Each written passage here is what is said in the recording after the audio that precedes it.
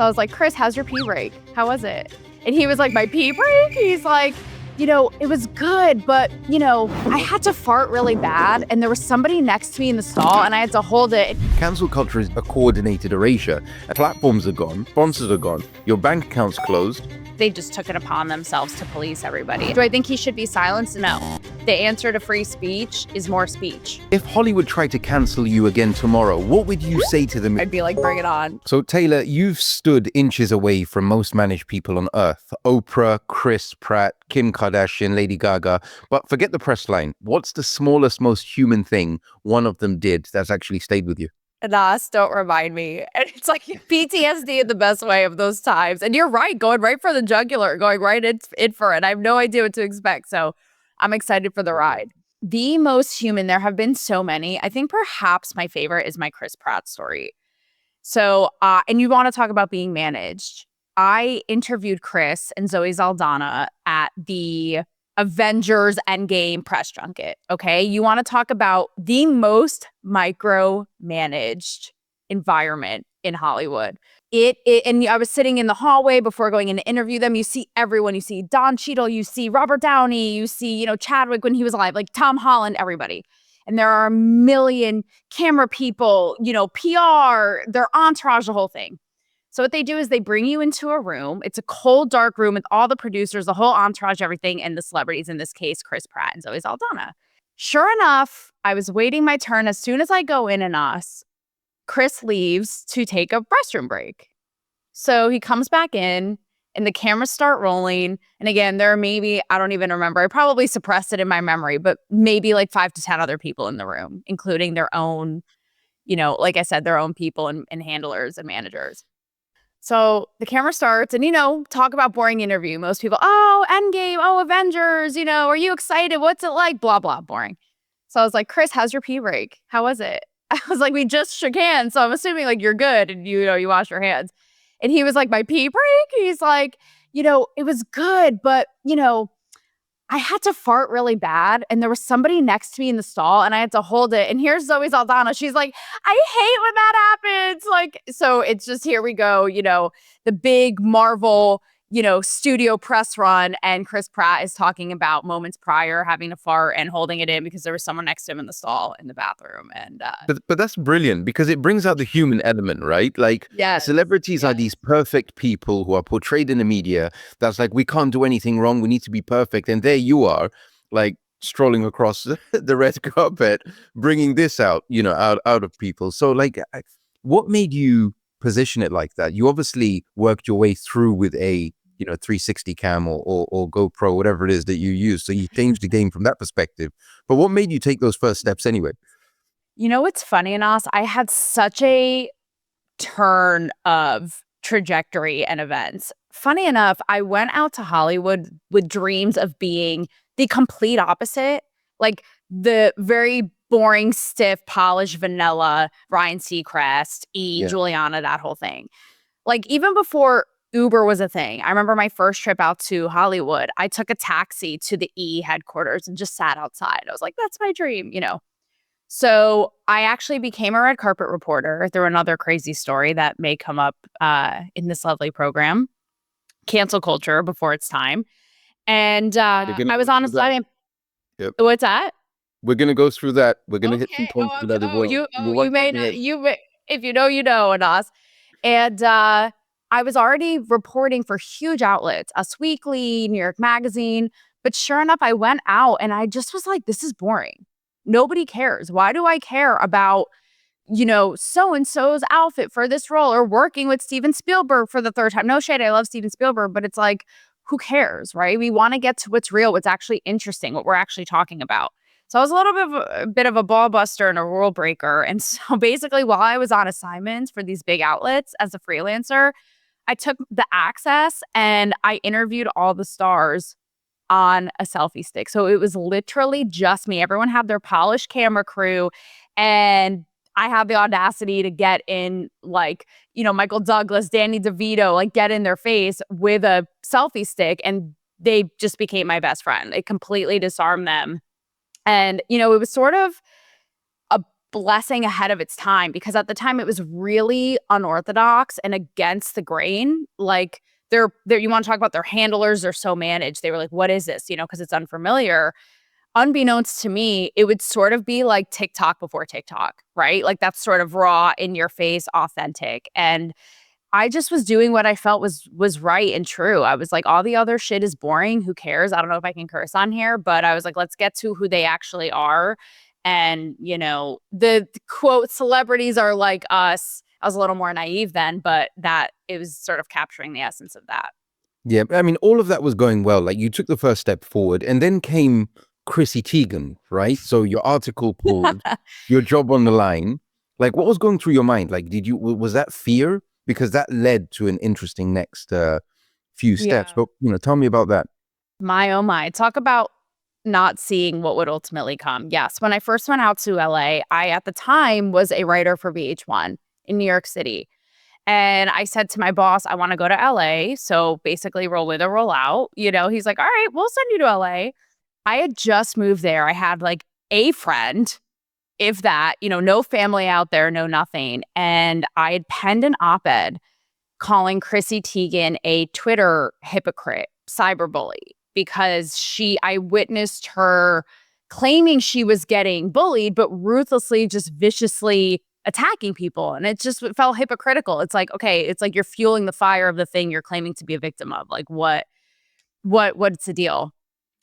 She caught wind of the piece and publicly came after not only me on Twitter, but VH1.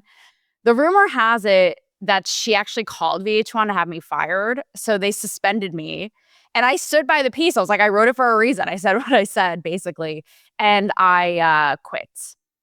And so that, Anas, is when, and I thought, I was like, my career is over. I was wide-eyed, fresh on the scene. I was like 24. And I was like, my career is over. This is it. It's like David and Goliath, Chrissy Teigen against me. And that's when Us Weekly hired me shortly after as a red carpet reporter, and it just sort of snowballed. And I started, doing my thing. But the crazy part of the story is cut to, I don't know, however many years later, her cyberbullying scandal comes to light. So I penned an op-ed in USA Today, basically saying, A, I called it. I got the other end of it, but B, this perpetual cancel culture cycle, like, why cancel her? Like, have us learn and grow. Like, what does that even do? It just goes round and round. So that was the crazy part of that. And what actually is even crazier, Nas, is one year I sat at the Emmys front row and I was right next to her. But I didn't tell her it was me who wrote the piece. Isn't that, no. Oh my God. You talk about being scared. I was scared shitless. I was like, my life ends here. It ends now. I didn't say anything. Okay. Yeah. And so, and looking back, what would you say that moment, would you feel that it cost you something, or was it like a push in a new direction? So I'm a little woo-woo spiritual this way. And I remember very clearly, and I had and have an amazing mentor at the time who said to me, you're at a fork in the road. Either you keep your head down, you appease VH1, Chrissy Teigen, take your stuff down, say you're sorry, or you are pushed, to your point, to something else. And I thought, A, it's principle. B, maybe this is the universe's crazy way of pushing me to better. And so it was probably the most impactful and defining moment of my career thus far, because it really changed the trajectory of everything. And it kind of, again, unbeknownst to me at the time, really had an underpinning of what my entire brand content for almost a decade now is about, which is free speech, sticking to your guns, don't tell me what to do or think, and like going up against the powers that be. So I'm really proud of that, because it wasn't in vain, and it's sort of like, was all very much on theme with what ultimately Talk to Me Taylor would be, So it ultimately played off. And did that play into, well, I don't want to use the word play, but did that, work into when you wrote for Playboy? And I think you even proposed in Playboy, right? So people said you couldn't be sexy and serious at the same time. That's right. But did you do it to provoke them, or was it to prove somebody wrong? I mean, what was the motivation behind that? Oh, that's so good. No one's asked me that. Yes, I'm the only woman who both posed and was featured in the front playbill as a contributing writer in the same issue. And it was sort of, again, a sort of a mix of things. I always had a dream of being both. I was like, I want to prove that, I can be really sexy, hot, feminine, and sexual, and then be the brains in the intellectual. I didn't know how it would come to fruition, but funny enough, to your point, actually, it sort of coalesced in this moment where free speech was really, and the conversation around it was really on the line and starting to like percolate and blow up. It's when cancel culture started really being a thing, when people were being shut down for views and, if people didn't like what they were saying. So that was going on. Meanwhile, it was on the heels of Me Too. And I had always envisioned it as doing it solo, but it ended up being a group of other female journalists. And we all posed and wrote essays on free speech and being both, right? And like, especially that's why it was so provocative, because it was on the heels of Me Too. And we were going, here we are owning our identity in all facets. We decide, we're autonomous, not somebody else. So yes, you can look, but also remember, we're writing the words you read.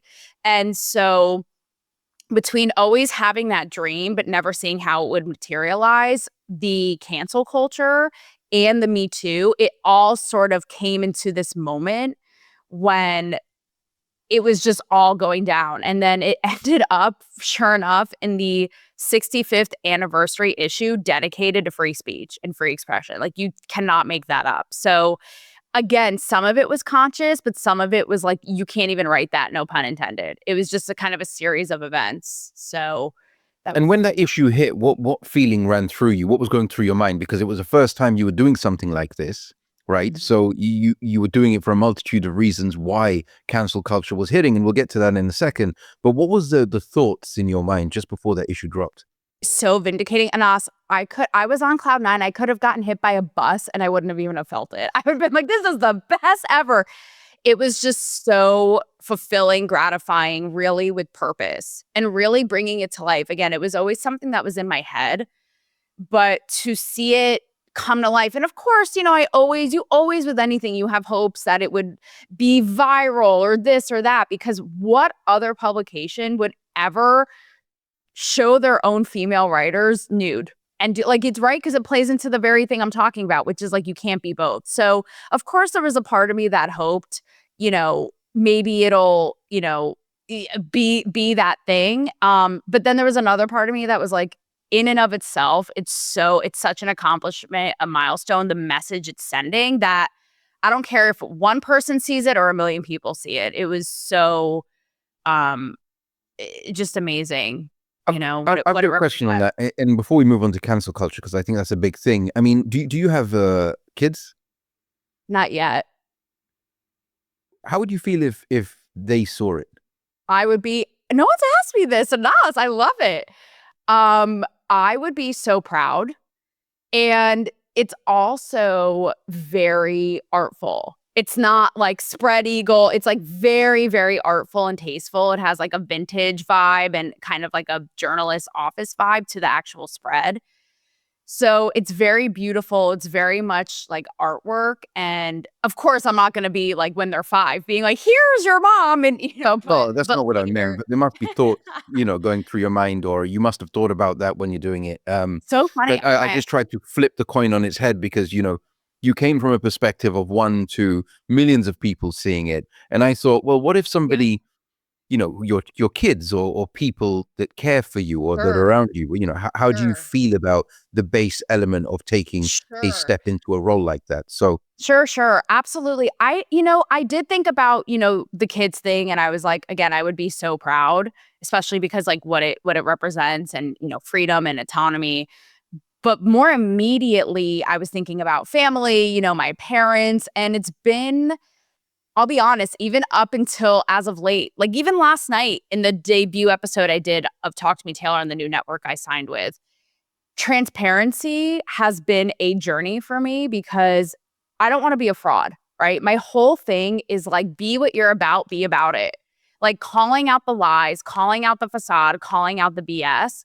And it's been a journey for me to actually walk the walk and do that and be like, here's exactly what I think, who I am, take it or leave it. And it's been a journey. And so Playboy, especially with my family, was that, and it's just really stepping through every single time and having the courage and the balls to be like, this is who I am. And every time, Anas, I've seen, when you own it, it's like the people around you wear it with pride and respect it. Like, you would not believe, but my family was so proud. Like, my issue was on my grandparents' coffee table, literally. Like, I'm not even kidding, right? They're like, look what our granddaughter accomplished. So, it's been a really a challenge and a journey of just truly owning it. No, no, of course. And respect to you for doing that, because you chose a path, you wanted to go in that direction, and you took responsibility for it.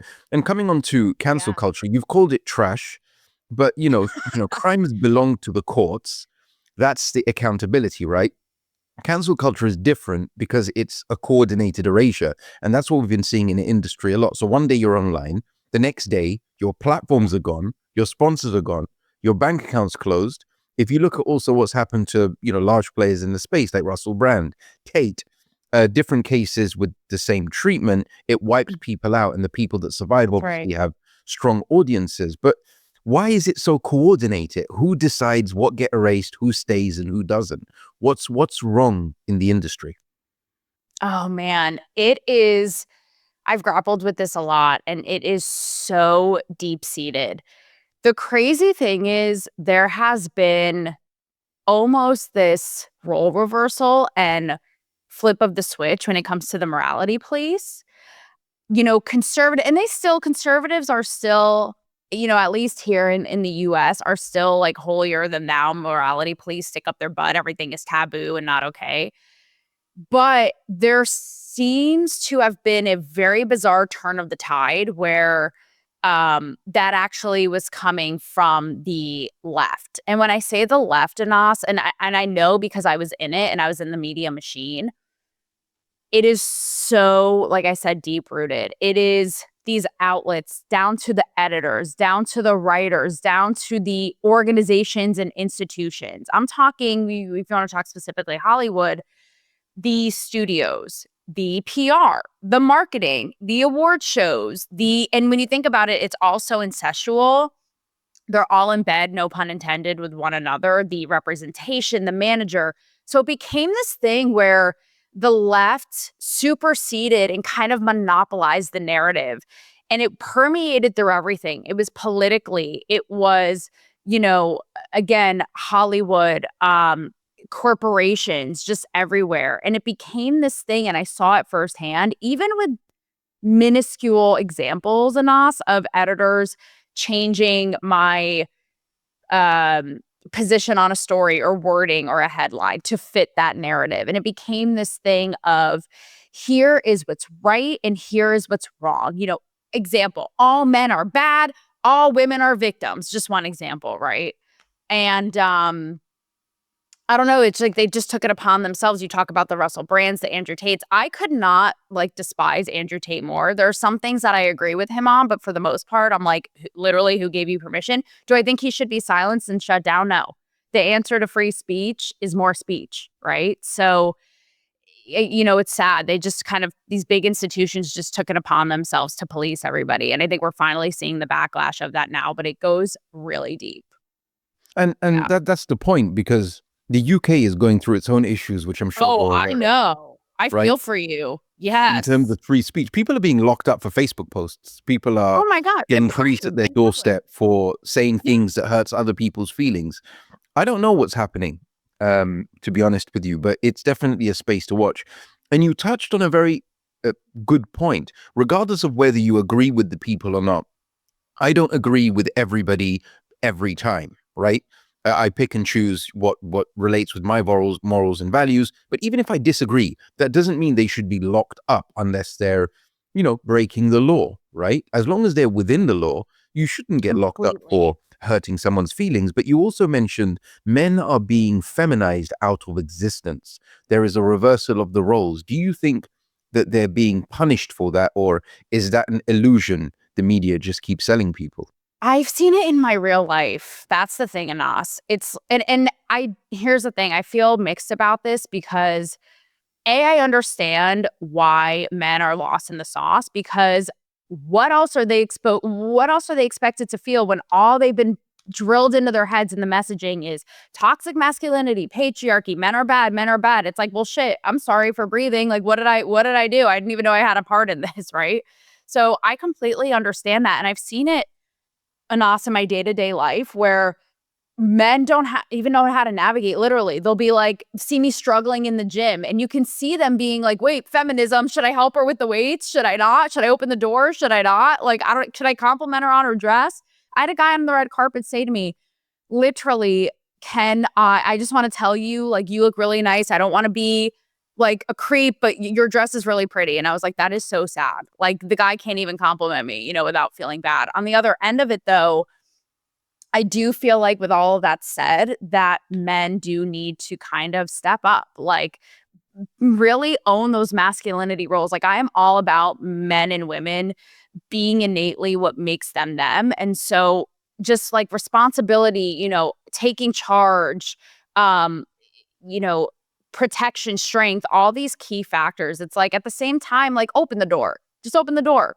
Call. Don't tag ghosts. Like, still step up. So, we've made a mess of the whole thing, and I've seen it. But how do you expect that to happen? Because from a woman's perspective, if they say they want a strong man, right, you're punishing the woman, and then you're punishing the man for being strong. So what's left in the middle is a mushy pile of confusion. That's right.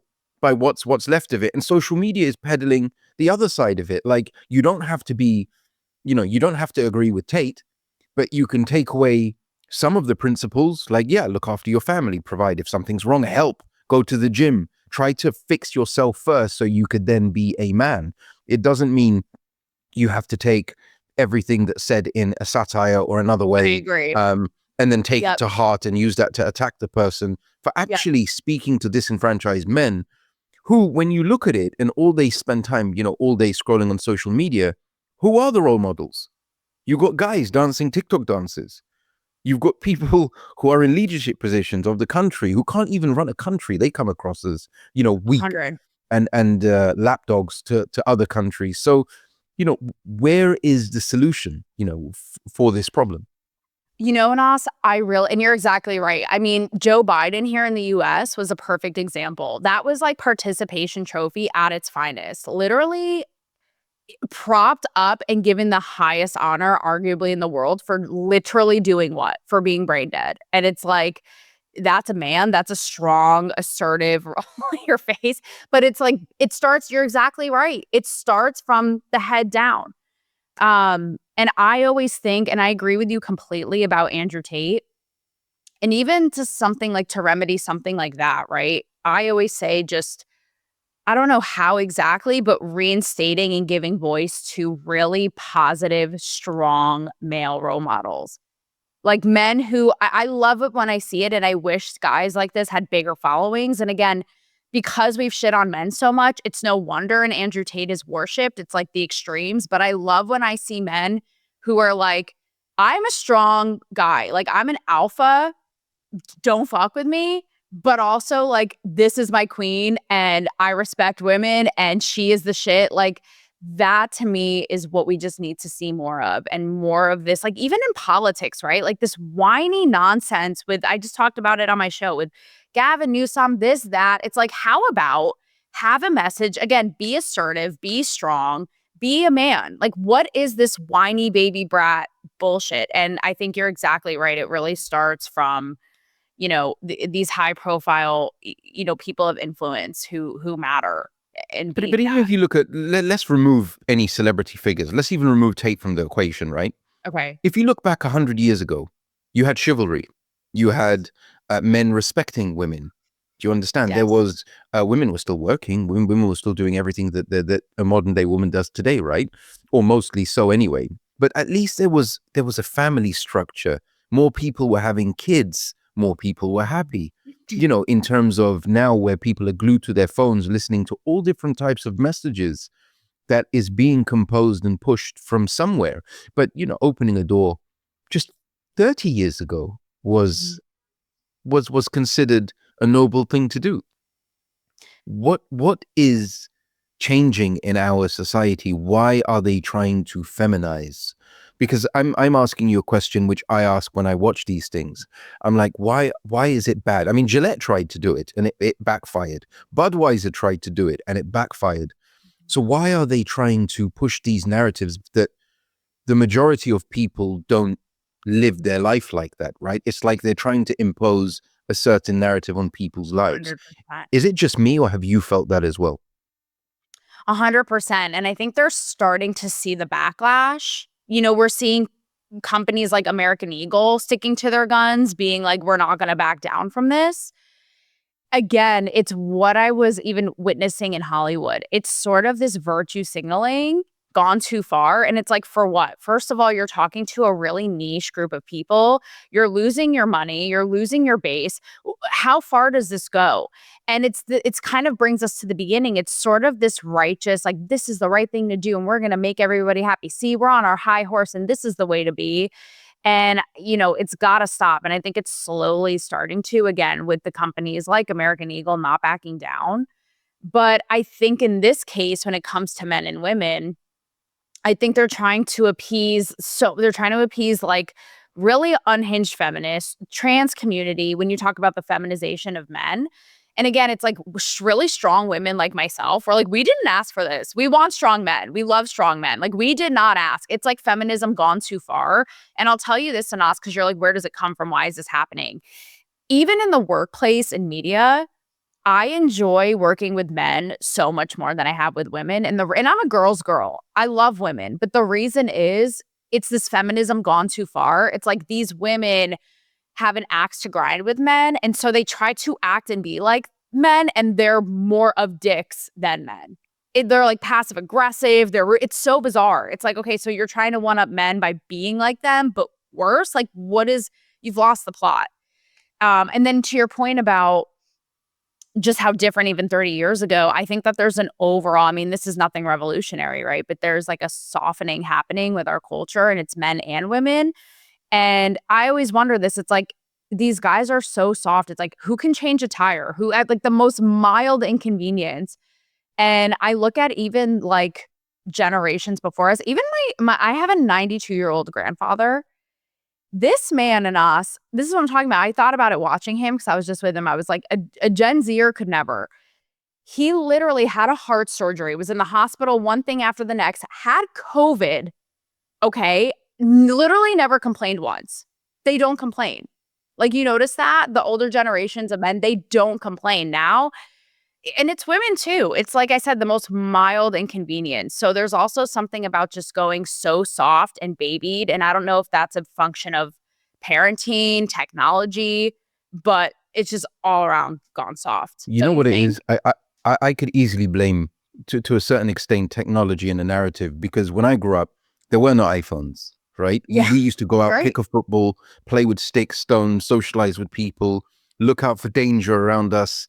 And, you know, that Yeah. made us, you know, we actually grew up in a real environment with real threats we had to deal with. So we were technically streetwise from that perspective of it. We learned how to communicate with people. Now you put a lot of these Gen Zers in a room to communicate, they wouldn't know how to. They're shy, they're timid, of no fault of their own. But to a certain extent, you know, it's actually their parents' fault for giving them an iPhone, or the new generation giving them an iPhone when they're 5 or 6 years old, where they don't want to communicate. They're taking in all of that information from that perspective. But I want to just touch on, now you said you've moved to a new place, right? A new network. Yes.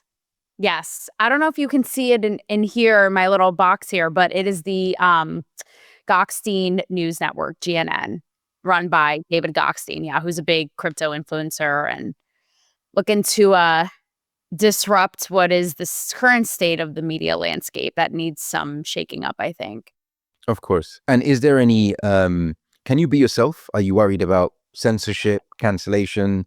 How is that different to where you were? So it's funny because, like I said, my whole through line has always been like, say what I really think. But there was always something kind of holding me back. I don't know what it was. I don't know if it's on some level I was trying to make everybody happy, not piss people off. So it was always this like half, and people could sense it. It was mentors, people who watched, people in the industry. They're like, I feel like there's just something holding you back.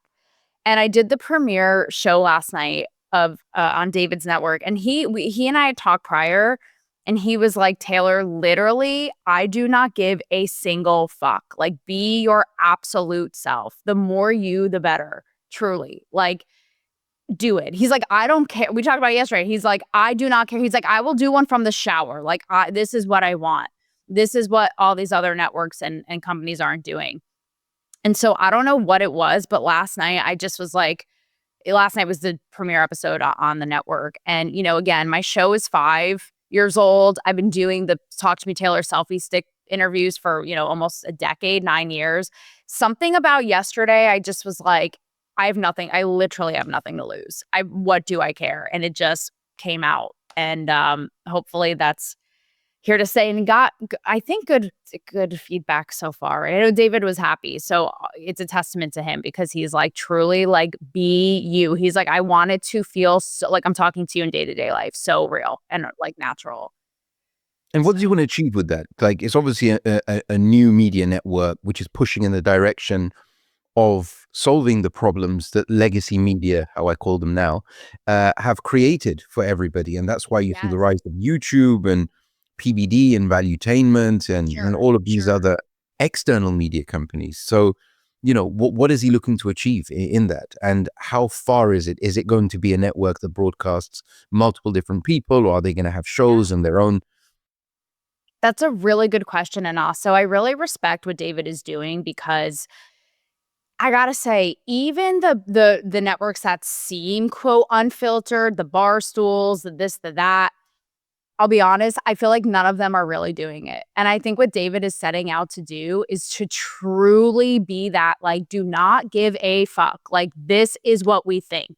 True disruptors, just on display. Now, you know, and I almost think of it as what Barstool, and I've met Dave Portnoy, I've interviewed him, and I really respect what he's built. I think what David is doing is a little more, it still has that sort of Howard Stern rough around the edges, but is a little bit higher caliber in terms of talking a little more intellectual politics, you know, crypto, Web3, you know, all of that is certainly an underpinning. But he really, I think, has taken a chance on me, because he understands his base is really, he blew up in crypto, but his base is made up of free thinkers. So he sort of dovetailed naturally into politics, because he's very, like, unabashed, says what he thinks. And so he took a chance on me, going, I want to expand this. You know, so I'm sort of the pop culture media, you know, challenging power player's voice. He has a girl who's, you know, big into like Web3 gaming. He has Rob Nelson, who's like giving Chris Cuomo, who's like an OG Gen X political activist, Fox News host, who gives like Chris Cuomo a run for his money. So he has all of this. It's almost like, I feel like, a band of misfits who are speaking for the people. And so he understands that he really needs to, like, expand beyond just crypto, Web3, and into these topics in a really just no holds barred way. And he, in fact, he told me last night, someone had tuned into my premiere episode, and I owned it the whole time. I was like, you guys, maybe a lot of you, you know, followers old or new, viewers old or new, but, you know, a lot of you are Davids who are, you know, crypto. You may be thinking, like, this is not David. Who is this Barbie? What are we even talking? Why are we talking about Sabrina Carpenter, this, that, the other thing? And he said that someone close to him in LA called him and was like, I get it. Like, after watching this, I get it. I get what you're trying to do. I get what you're trying to do with GNN. So I'm excited about it.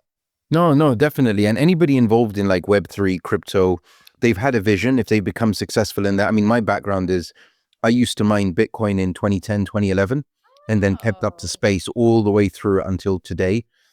So I've got great connections in the crypto space, and the people in the space want to make a difference. They want to make a change. Sure. They're against censorship. They're against centralization. So anything to do with not only creating something that benefits people in terms of owning keys, owning their own crypto, in the gaming space, owning their own assets, and even in the social space, the creator economy, owning your own content and username and not being deplatformed.